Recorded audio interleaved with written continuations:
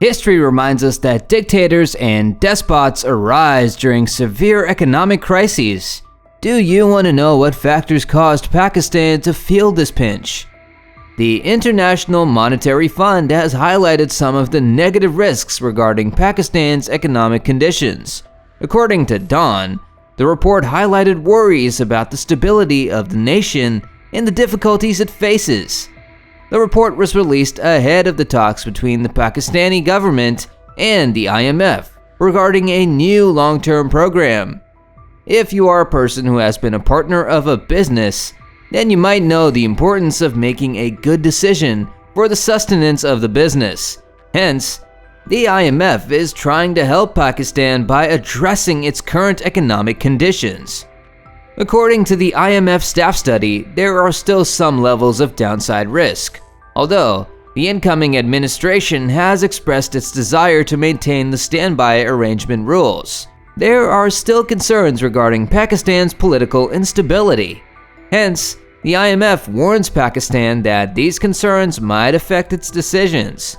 Moreover, the high cost of living and other political complications can make the situation worse.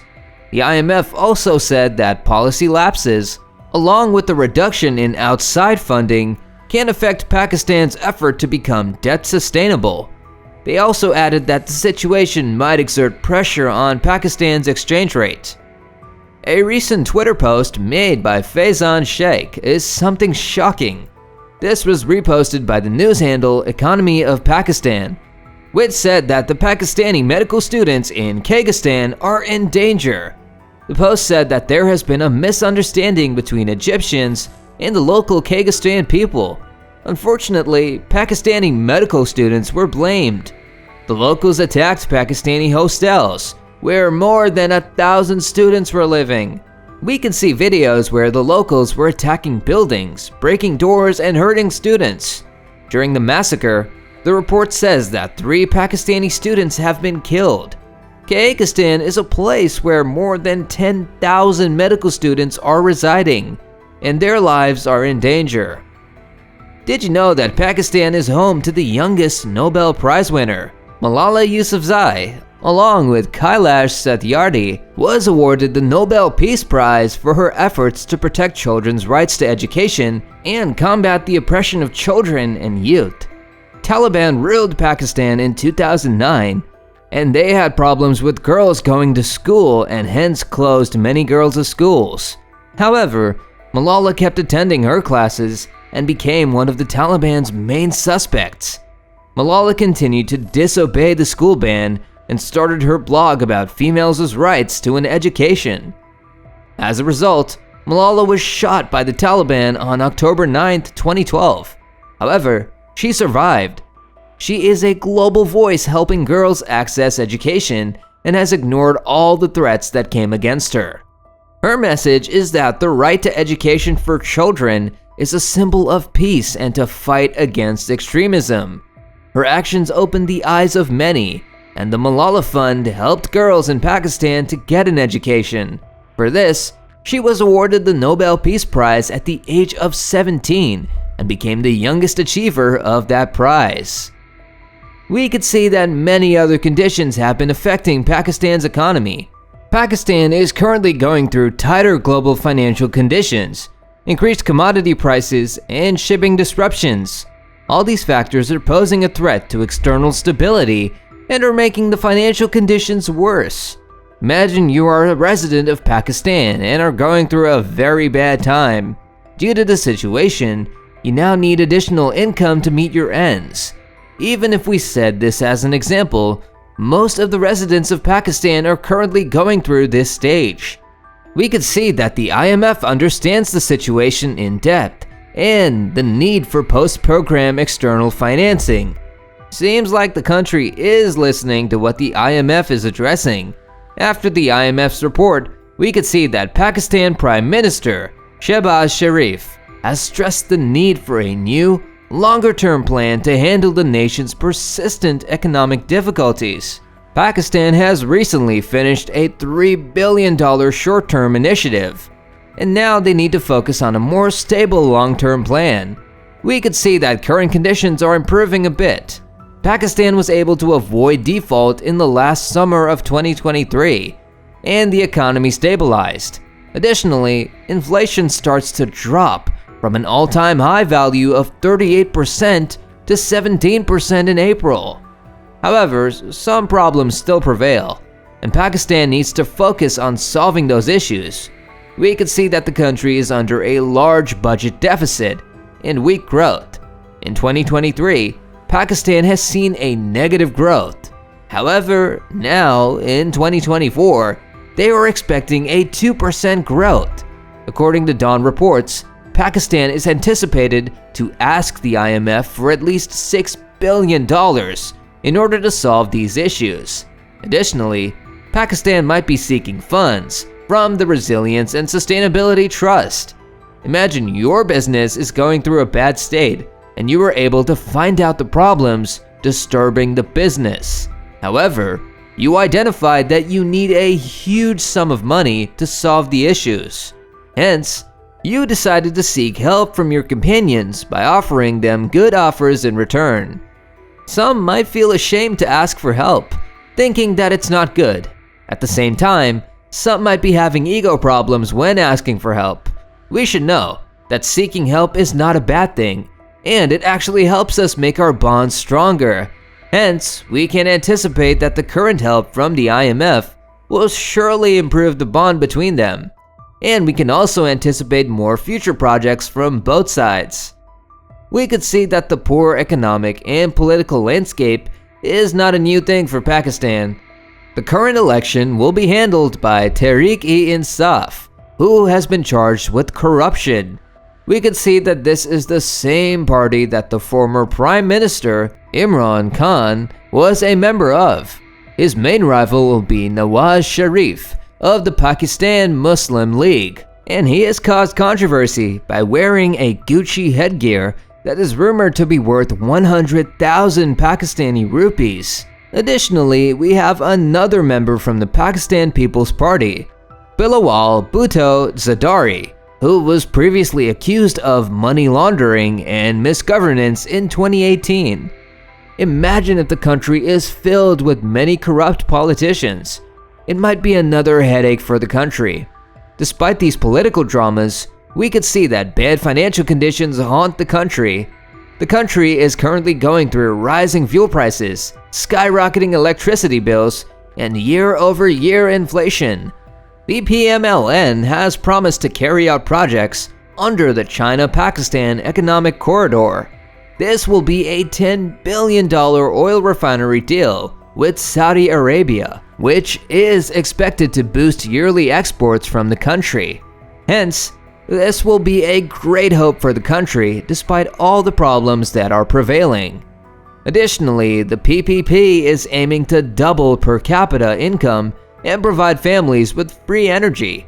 According to a recent Twitter post by Economy PK, Pakistan Prime Minister Shahbaz has congratulated Lawrence Wong on becoming the Prime Minister of Singapore.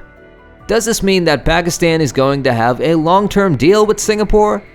Pakistan similarly enjoys normal relations with Singapore, but the truth is that Pakistan has not benefited economically from its brotherly connections with the nations in this region. According to Ms. Rukhsana Afzal, the country's High Commissioner in Singapore, Pakistan is trying to strengthen its relationship with Singapore in a number of areas in order to sign bilateral agreements and exchange high-level political visits. We could see that after her arrival, Pakistan has participated in the 4th edition of the Singapore FinTech Festival. According to the interview given to the Business Times, Afzal said that 8 companies from Pakistan have participated recently, and the target is to target 20 companies. Additionally, we could see that Prime Minister Imran Khan met Prime Minister Lee Hsien Loong regarding the World Economic Forum in Davos in January 2020. Hence, we can see these signs in which Pakistan is trying to build a relationship with Singapore. You might be surprised to know that this meeting happened after a 15-year break. We anticipate that this leadership-level conversation will be crucial for both parties. This will help them assess the current status of bilateral relations and help them to collaborate in the future between the two nations. Pakistan's economic problems are also a result of other factors like the COVID-19 pandemic, supply chain disruptions worldwide, and geopolitical tensions. Additionally, the conflict between Russia and Ukraine disrupted food and energy security throughout the country. We could see that Pakistan ended up in chaos as a result of these events, with declining purchasing power, declining foreign exchange reserves, and rising public unrest. Imagine your business where you were forced to ask for financial support from your pals. Fortunately, you got good support, which helped you thrive in the business. However, after a few days, you come to know that the pandemic has hit the world, and again, you're confused. The wars occurring between Russia and Ukraine made it difficult to get the raw materials. Now, you're looking for a solution that will help you move on. Even if you have identified multiple problems, the root cause of your business shutdown might be the pandemic. Similarly, the factor that made the situation worse in Pakistan is their extreme decline in forex reserves. We could see that these reserves dropped to a historic low level of $3.9 billion at the beginning of 2023. You might be shocked to know that this is a value just enough to cover 2 weeks worth of imports and far short of the 3-month minimum suggested by the International Monetary Fund. Additionally, the huge debt, which was expected to be around $73 billion by 2025, is another major headache for Pakistan. The country owes most of its debt to China and Saudi Arabia. A question was posted on Quora that says, "How bad is it to live in Pakistan?" And we could see that an answer was given by a student named Muhammad Amir Kokar. He said that even though the country gained independence from the British in 1947, Pakistan is still facing dictatorship issues in the political system. He added that the country was like heaven after independence and was blooming till the mid-1960s. However, everything began to fall when these events happened. Pakistan began to concentrate on Kashmir in 1965 and towards Afghanistan in the 1980s. This marks the beginning of the fall of Pakistan. You might have heard about a tail event, especially in the case of businesses. For a business which is going normally, the tail event marks the beginning of its success. This can be considered a period when the business has huge sales and profits, and this will be very much greater than the overall profits they have generated before. What would that look like if we consider the opposite scenario? This is exactly what happened with Pakistan. We could see that they had a normal going till the 60s, and a tail event made their life horrible. Amir added that the main ideology of modern Pakistan is to work for the welfare of the people. He said that the state is responsible for making decisions based on geological interest. While most think that taking out Imran Khan had made better things for Pakistan, Amir notes some of the important events that happened after this.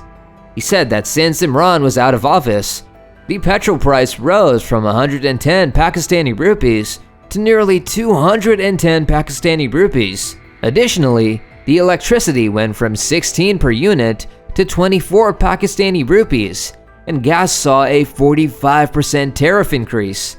Imagine living in your country with 12 to 16 hours of load shedding. Amir said that this is the current situation in Pakistan. Amir also mentioned the money laundering issues charged with Shehbaz Sharif, who is the present Prime Minister of Pakistan. He concluded that for the most part of his life, he preferred to stay in Pakistan and overlooked the career opportunities ahead. However, he is advising youngsters to leave the country as soon as possible if they don't want to ruin their dreams. As we could see, the economic challenges facing Pakistan are complex, and hence, it is crucial for us to stay informed about upcoming events. If you found this video insightful, please give it a thumbs up, And don't forget to subscribe to our channel and hit the bell icon. Thank you for watching, and see you in the next video.